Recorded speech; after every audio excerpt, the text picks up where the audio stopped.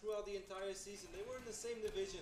Red finished up 6-2, ThorZaIN went 4-4, and right now everything comes down to one game. If Red wins, he's going to face the Muslim for a spot at the finals in Toronto. If ThorZaIN wins, he's going to face Pozzo for a spot in Toronto. And if they win that series, I believe they're guaranteed of $4,000 already. If you just make it to Canada, you get $4,000. I've seen tournaments that if you win them, you get $4,000, man. I'm right there with you, man. I've casted tournaments where the winner gets 4Gs, and NASL is not one of those tournaments. Winner of our final walking away with $30,000, and every participant that makes it to the grand final in Toronto will be getting paid. So, huge, awesome, magnificent event. And you know what? It's not going to be the last, Kev. We've got a 4th season coming. We've got a 5th season coming. There's a lot more NASL in the future, guys. And I just want to encourage everyone that's watching. That's right. I want to encourage everybody that's watching to take part in the open tournaments that can allow you, or that can earn you a spot in the NASL. Beastie QT, a guy that's been living with us, practicing very hard, recently winning one of the NASL Opens. It's qualified him for the Season 3 playoffs. And that means he'll be playing in Season 4. There's going to be at least 2 more opportunities for you guys to play in a qualifier and make it into Season 4 of the North American Star League. So sign up, guys. Tell your friends to sign up. Tweet at your favorite players. Get them to sign up. I want to see all the big dogs in Season 4. And we'll be tweeting a lot about that. So if you're not sure when those qualifiers happen, if you missed Newspace, just follow us on Twitter, guys, because we will be tweeting about it, certainly, because we are going to host one of these open qualifiers live from the studio. No nothing, just Ben and me. For all time's sake, a couple of drinks, and a lot of StarCraft. And we're going to cast everybody. And we're going to invite all of our friends to play. And hopefully the 4 absolute best players are going to be part of the next season. Because, Ben, Season 3 was great, but I want Season 4 to be... it's going to be even better, man. There's only one way to go, and that's straight up, man. Like a rocket ship. Yeah, oh yes. Spaceships are meant to fly. No, don't go there. It's true, man. I don't want to go. And we've got a. Have you seen our logo? It's a freaking flying saucer, Kev. Yes. Well, maybe we should get Nicki Minaj to host our finals then. She can fly in on like an NASL logo. Starships are meant to fly, right? Yes. Starships are meant to fly. Okay, I'm not very good at that. No, that's pretty bad. I know that if I would have done it, it would have been bad, but I'm pretty sure I wouldn't have fallen that low. Never tried. You're welcome to try and one-up me there. Never tried to hit a high note again. I'd say, man, it's a little bit outside of my range. You see the reactor going down on the barracks over here for ThorZaIN. Factory is eager to land ban because those Hellions, they want to come out. And then I won't be surprised if ThorZaIN is once more going to drop that conditional command center. That means that 5 games on a row he at least started the same. One game he went for quicker siege tanks, other game he went for cloak banshee, other game he just went for a single banshee, and one game he ignored the banshees. But the first 5.5 minutes are the exact same. It's very interesting that Rhett chose dual site. I mean, I know classically it's considered a Zerg map, but in the NASL, dual site has been very Terran biased all season long because 2-base plays are so very strong on it. You can make a good, strong 2-base push, and it gets to the natural of the Zerg player so much faster than it does on any of these other newer maps that are so much larger. And if there is one map where you can even get away with some crazy 1-base play or at least low eco stuff, it's probably dual side as well, because you can just get to the natural that quick, as you pointed out. I forgot you just said that. Red's sticking with what's been working for him thus far, though. He's already on 4 queens, and he's building one more. It'll be a 5-queen Red against no queen ThorZaIN. ThorZaIN's got 99 problems, but a queen ain't one. Oh. That's what somebody said in chat, and I thought it was funny. Sweden does have a queen, Ben. You know what? You're right, but I was kind of speaking in the context of StarCraft. Oh, okay. Yeah, that happens when you cast StarCraft. The Netherlands has a queen too, right? Yes, he's very old. Really? Not as old as the Queen of England. Man, she's been there forever. It's like, I don't know what kind of potions she's getting, but that's not normal. I feel that Queen has been around since the French Revolution. She was watching Shakespeare plays when Shakespeare was in attendance. Yes. I don't know, man. She was Juliet in Romeo and Juliet. She's still around. It's crazy. Them English people. Nice creep spread already from Rhett. He's going to be able to connect his 3rd base well before that 3rd. Ooh, actually, you know what? He's going to take a base that we would not have anticipated. Will ThorZaIN ever see this? But Ben, that additional command center, which I really expected out of ThorZaIN, is not going down. He's going to drop a pretty quick starport instead. He's already researching Stim. It's more than halfway done, so I think we're going to see some early bio-aggression at least. Kind of reminds me of the times that we casted QXC on this map. This is always how QXC like to open against Zerg. And it's all going to come down to execution, and will Red read it properly? If Red has enough units to deal with the initial 2 pushes, Red is going to be in very good shape, because then ThorZaIN doesn't really have this also great economy to fall back on. But if ThorZaIN is somehow able to catch Red's off guard, then Red is going to be in a lot of trouble. Yeah, ThorZaIN's going to make this push with a couple of Medivacs and then Marine Hellion. It's a strong push. Yeah, the Muslim used to do it a lot. But it was quicker, right, than when the Muslim did it. It was without Medivacs? Yeah, I think you're right. Yeah. The Muslim would skip the Medivacs to get it there a little bit faster. The way that you deal with this as a Zerg player is with Zergling Baneling, Kev, and good positioning, and Red is actually totally equipped to handle this without issue. It's just a matter of whether or not he can kind of see what's coming and get those Banelings morphed, and he's already morphing Banelings. We can see ThorZaIN on the move, making that 2-base push that we predicted when the game started.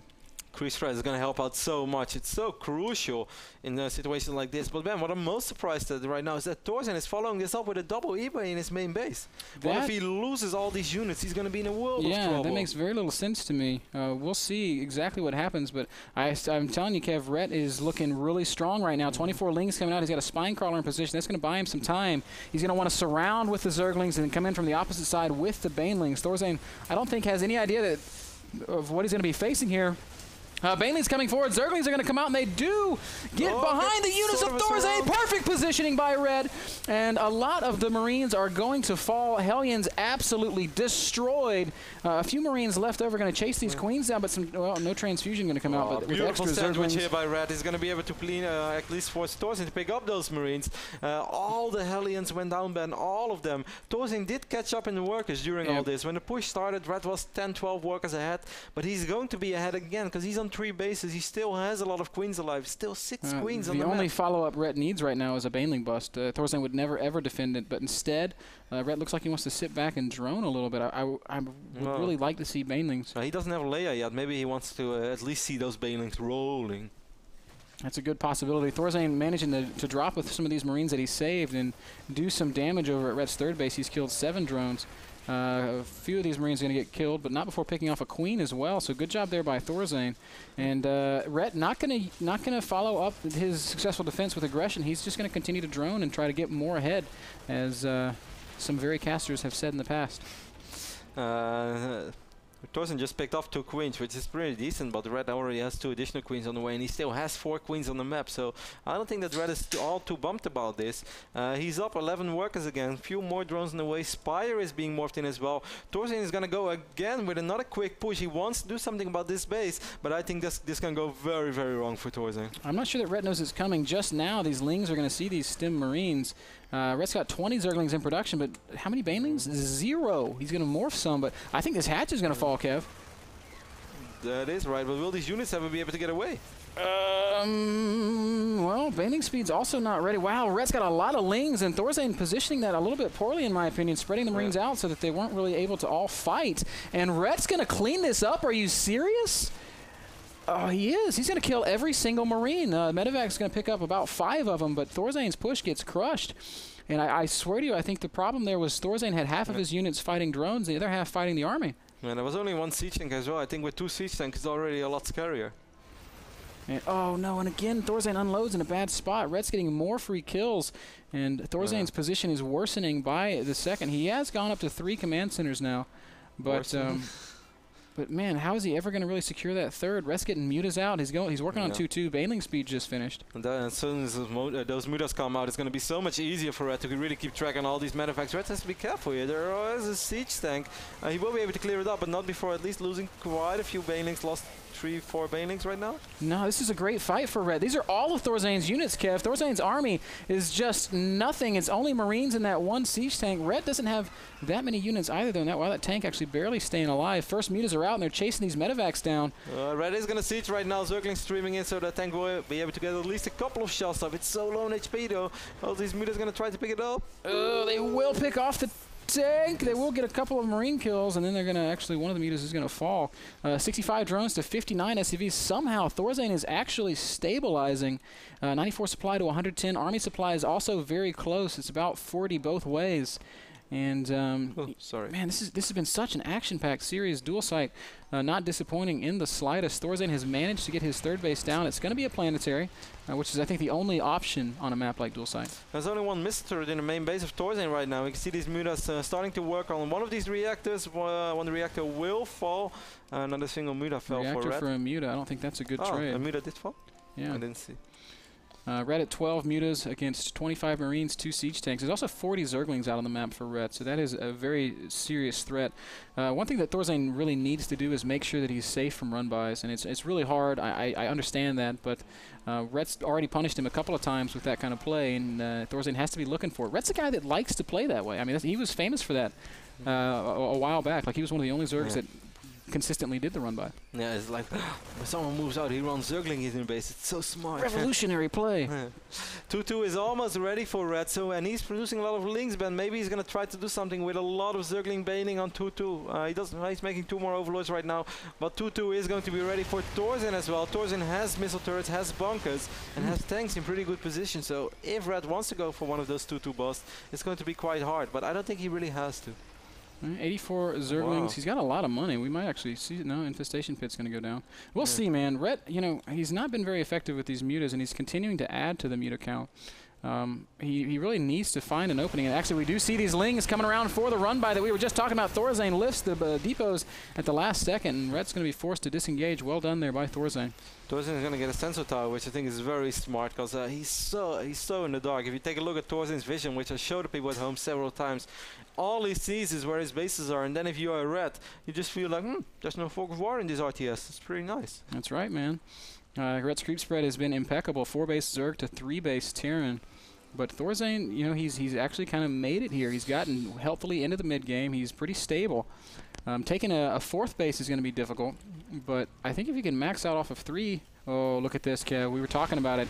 Big 2-2 Baneling bust is coming, and ThorZaIN's a little bit out of position for it. Ling's coming in from every possible angle, and the Banelings are just going to roll in, skipping the planetary. Going to continue to target down ThorZaIN's units, and ThorZaIN does not have enough. Red going to make his way into the natural, crashing through the depots. The bunker is absolutely going to fall, and this could be curtains for EG ThorZaIN. This one Thor is going to try to make a final stand for ThorZaIN. Thor getting a couple of really big shots on these mutas, but eventually Red will roll into the main base of ThorZaIN. If Red wins right now, it's the end of ThorZaIN's run in NASL Season 3. And I think that's exactly what we're seeing, Kev. The mutas have breached the front. There are Zerglings in the main base. ThorZaIN's third is not mining. His natural is badly thinning, and his production has been ravaged. He's going to have to lift or give up every one of these barracks. GG comes out, and Red takes it down with a big 2-2 Baneling timing. This is a build that I was discussing with Beastie just the other day because it is so strong and it is so uncommon. There's only a couple of Zerg players that I've seen do it in the past, and really the only guy that does it consistently is Demaga. But it's so good. 2-2 Banelings just kill everything, and Rhett falling back on that build in the rubber match. Game 5 takes out ThorZaIN 3-2. Epic, excellent series. Yeah, a really great series. And in that last game, I really felt that this was pretty much the moment to hit for Red as well, because ThorZaIN was really starting to stabilize. ThorZaIN had more workers than Red had. ThorZaIN was starting to climb up to 170 supply. The moment the Terran gets up to 200, I don't think you can get away with these kind of busts anymore. I mean, they're really good, but they're good because Zerg can mine a lot for quite a while, and then just throw everything in one big push. It's sort of a super late all-in, because if you don't deal a significant amount of damage, it's pretty much curtains. You're not going to come back anymore. You're right. If you dump everything, if you dump all the minerals, all the gas into all those banelings, and you do not at least kill a base, like the latest base with Terran, is pretty much over. But Red, yeah, he hit on the right moment. I mean, you nailed it. It is just that. It's like a 3-base all-in, if there is such a thing. Red was even on 4 bases. In the future, we're going to have 5-base all-ins, believe it or not, guys. But you're exactly right. He committed 100% of his resources to that attack. Everything that Red had was flung at ThorZaIN. Of course, you're bound to do damage as well. Like, there's no way you're never ever going to do some damage. But if Terran is somehow super prepared, like maybe if that Thor would have been a bit more down, maybe if some tanks would have been a bit more behind the planetary, so they would have got more free shots off. But maybe doesn't count in anything. And the only way you really defend that is when your units are behind stuff. But in that case, ThorZaIN's units were out front. There was too many Banelings. Rhett made a very intelligent decision by not committing the Banelings to the planetary and turning around and sending the Banelings up through the natural and into the main. Had he committed all the bannings to the planetary, then maybe ThorZaIN stabilizes and bounces back. I don't know. Either way, beautiful set of games there between both those guys. Really sad to see ThorZaIN eliminated from Season 3 of the North American Star League, but he will be back in Season 4, and Rhett will be in the round of 16. Facing the Muslim, so Red versus the Muslim, the guys who played as tiebreaker since they ended up exactly even in the regular season are going to play against each other once more. So we're either going to see Red or the Muslim in Toronto. Well, I'm happy and sad, Ben, and I guess you understand why, because I love both these guys. It's awesome to see at least one of them. It's sad to see one of them not make it, but congratulations to ThorZaIN. Even though he lost, he still walks away with $600 that he earned in the regular season of NASL. So maybe not the season that he hoped for, but he's not with empty hands. Yeah, not at all. It was a great season from ThorZaIN, great season from Rhett. Rhett's season will continue, as will our broadcast. Short break, and then we'll be back with our next best of 5 on our final day of Wildcard Play.